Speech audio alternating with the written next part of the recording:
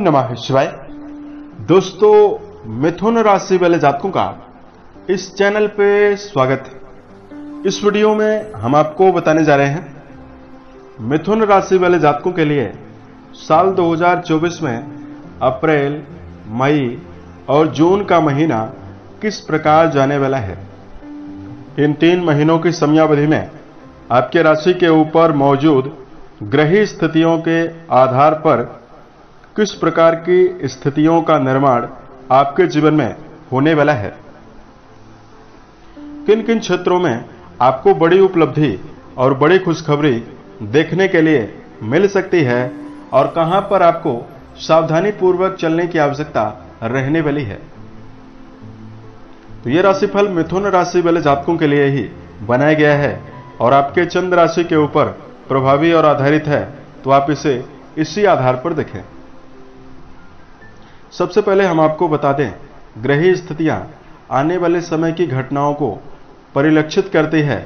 आने वाले समय में हमारे जीवन में क्या घटित होने वाला है, ग्रहों की गणना के आधार पर यह पता लगाया जा सकता है और हमारे जीवन में ग्रहों नक्षत्रों का बहुत ही गहरा प्रभाव पड़ता है।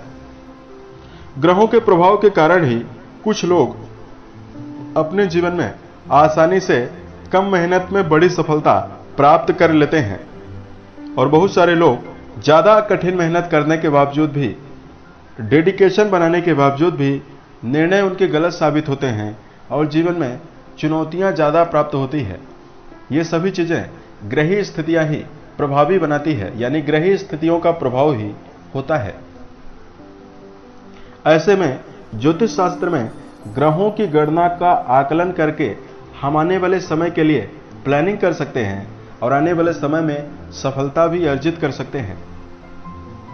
इसलिए आपको यह राशिफल जरूर देखना चाहिए।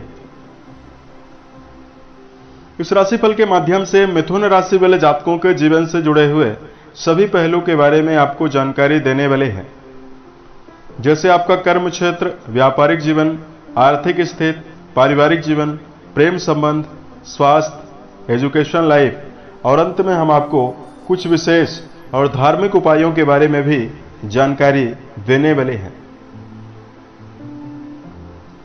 तो सबसे पहले तो हम आपको बता रहे हैं कि आपकी राशि के ऊपर ग्रही स्थिति किस प्रकार की प्रभावी रहने वाली है। तो मिथुन राशि वाले जातकों, राशि के स्वामी आपके लिए बुध देव माने जाते हैं और बुध देव गुरु के साथ आपके एकादश भाव पर अप्रैल के महीने में प्रभावी रहने वाले हैं। हालांकि 4 अप्रैल से आपके राशि के स्वामी बुध देव एकादश भाव पर यानी मेष राशिगत अस्त भी होने वाले हैं।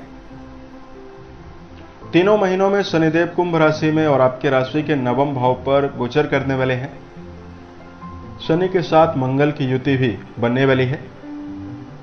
राहु महाराज शुक्र के साथ आपके राशि के 10वें भाव यानी कर्म भाव पर गोचर करने वाले हैं। केतुदेव आपके राशि के 5वें भाव यानी संतान चतुर्थ भाव पर प्रभावी रहने वाले हैं। साथ में 30 अप्रैल के पश्चात गुरु का महापरिवर्तन भी होने वाला है। गुरु जो आपके राशि के एकादश भाव पर गोचर कर रहे हैं, 12 वर्षों के पश्चात गुरु वृषभ राशि में जाएंगे और आपके राशि के एकादश भाव को छोड़कर आपके द्वादश भाव पर भी जाने वाले हैं। और 6 अप्रैल से शनि का नक्षत्र परिवर्तन भी होने वाला है। शनि महाराज जो राहु के नक्षत्र में संचरण कर रहे हैं, शनिदेव शतभिषा नक्षत्र से निकलकर पूर्वा भाद्रपद नक्षत्र में जाने वाले हैं। अब आइए हम आपको बताते हैं कि आपके जीवन में क्या परिणाम आपको देने वाला है ग्रहों का ये प्रभाव। सबसे पहले आपको जानकारी दे रहे हैं कर्म क्षेत्र और व्यापारिक जीवन के दृष्टिकोण से समय आपके जीवन में किस प्रकार जाने वाला है। कर्म भाव के स्वामी गुरु माने जाते हैं और गुरु अप्रैल के महीने में आपके एकादश भाव पर प्रभावी रहने वाले हैं। कर्म भाव पर अप्रैल के महीने में शुक्र देव उच्चतम अवस्था में गोचर करने वाले हैं। तो मिथुन राशि वाले जातकों के जीवन में व्यापारिक जीवन में भरपूर लाभ की संभावना इस समयावधि में दिखाई दे रही है। वहीं रचनात्मक कला आपके अंदर विकसित होने वाली है। यदि आप वर्तमान समय में अभिनय, निर्देशन, ड्रामा, संगीत, साहित्य, गायन, वादन, नृत्य इन क्षेत्रों में जुड़कर यदि आप काम कर रहे हैं, अच्छा प्रदर्शन करने में सफल रह सकते हैं। और मिथुन राशि वाले जातकों के जीवन में इस समयावधि में आपको, यदि आप योजनाबद्ध तरीके से काम करेंगे तो ये तीनों महीने आपके जीवन में आपको जबरदस्त सफलता देने वाला है। इसमें आपके पराक्रम भाव के स्वामी जो हैं वो सूर्य माने जाते हैं। सूर्य 13 तारीख से उच्च राशिगत होकर गोचर करेंगे। आपके अंदर जबरदस्त ऊर्जा शक्ति और आपका मनोबल दिखाई देगा। मई के महीने में 13 अप्रैल से लेकर पूरे मई के महीने में सूर्य की उच्चतम अवस्था आपके साहस में अपार वृद्धि करने वाली है। साथ में मिथुन राशि के ऐसे जातक जिनके जीवन में कोई भी कार्य व्यवसाय नहीं है, यदि आप वर्तमान में किसी नवीन कार्य व्यवसाय की तलाश कर रहे हैं तो यह समय आपके जीवन में शुभता देने वाला है। उसके साथ साथ इस समयावधि में अगर आपके लिए धन के दृष्टिकोण से जानकारी दिया जाए, मिथुन राशि वाले जातकों आपके राशि के लाभ भाव के स्वामी मंगल माने जाते हैं और मंगल देव वर्तमान में अप्रैल के महीने में आपके नवम भाव पर प्रभावी अवस्था में गोचर करने वाले हैं। और अप्रैल के महीने में देवगुरु का संबंध आपके राशि के लाभ भाव पर ही बना हुआ रहने वाला है। तो यहां पर आपके जीवन में दो प्रकार की स्थिति इस तीनों महीनों की समयावधि में दिखाई दे रही है। मिथुन राशि वाले जातकों आपके राशि का एकादश भाव प्रभावी बनेगा, राहु की अवस्था प्रभावी बनेगी। तो आप अपने जीवन में धन के मामलों में यदि उतार चढ़ाव का सामना कर रहे हैं या आपके जीवन में व्यर्थ के खर्च काफी ज्यादा आपको प्रभावित कर रहे हैं, इन दोनों चीजों से आपको निजात मिलने वाली है। धन के सभी प्रकार के दिक्कतें और संकट आपके जीवन से दूर होगा। शुक्रदेव की उच्चतम अवस्था आपको भौतिक सुखों को भी देने वाली है। आपकी राशि के दसम भाव पर शुक्रदेव प्रभावी हैं। यहां पर शुक्र की सप्तम दृष्टि आपके सुख भाव पर जाने वाली है। तो अप्रैल का महीना, मई का महीना आपके जीवन में आर्थिक मामलों में बढ़िया है। इसमें यदि आप किसी प्रकार का भूमि, भवन, वाहन लेना चाहते हैं उसमें भी आपको सफलता मिलेगी। परिवार के दृष्टिकोण से यदि आपको जानकारी दिया जाए, पूरे अप्रैल के महीने में देवगुरु की पंचम भाव, तृतीय भाव और सप्तम भाव पर दृष्टियां पड़ रही है। तो जहां एक ओर आपके जीवन में सामाजिक दायरा काफी ज्यादा बढ़ेगा, वहीं दूसरी ओर पारिवारिक सम्मान की स्थिति आपके लिए अप्रैल में बनी हुई रहने वाली है। 23 तारीख को यानी 23 अप्रैल को मंगल देव राहु के साथ आपके दसम भाव पर अंगारक योग बनाने वाले हैं। तो यहां पर आपको कुछ अशांति का माहौल आपके परिवार में मई के महीने में बना हुआ रहेगा, इसलिए यहां पर आपको संभल कर चलने की आवश्यकता रहने वाली है। मिथुन राशि वाले जातकों को अपने जीवन में छोटी मोटी बातों को लेकर यदि आपका जुड़ाव परिवार में है तो आपको संभाल कर चलने की आवश्यकता रहने वाली है। वैसे भी आपकी राशि बुध से प्रभावित राशि है। इस समयावधि में आपको अपनी बुद्धिमत्ता का प्रयोग करना चाहिए, इससे आपकी पारिवारिक स्थिति काफी संभलने वाली है।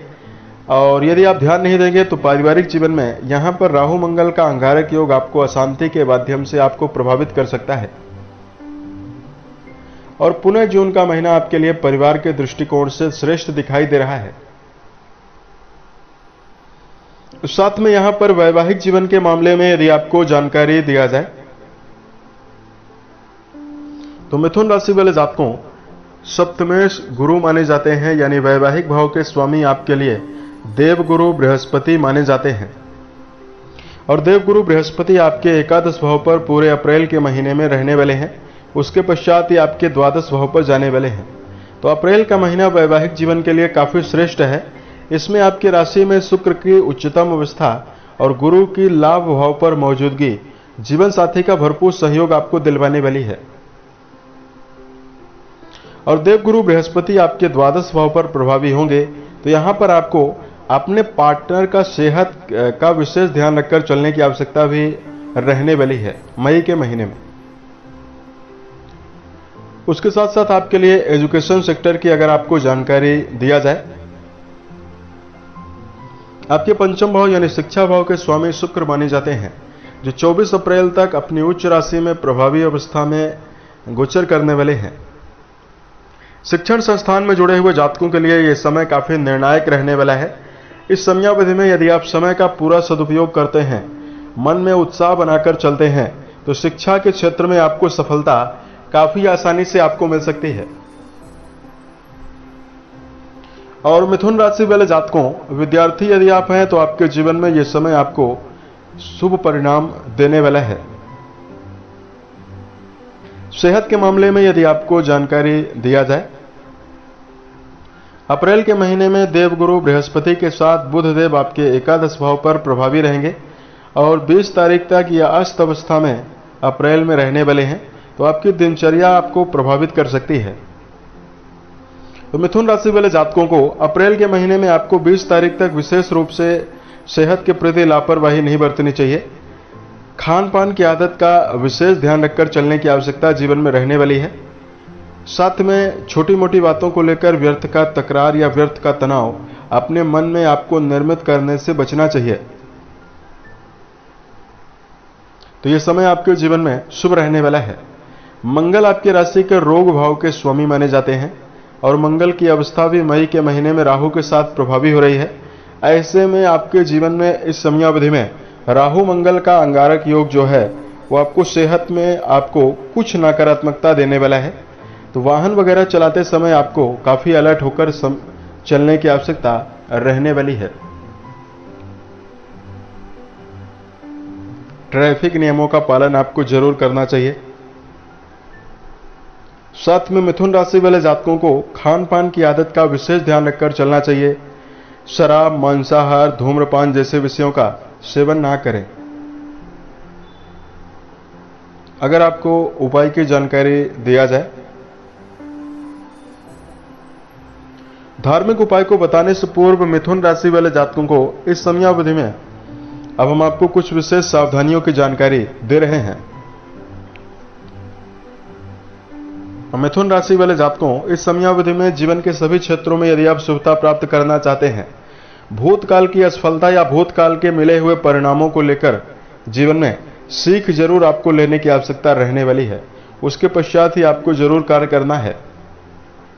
समय का दुरुपयोग करने से मिथुन राशि वाले जातकों को जीवन में बचना चाहिए।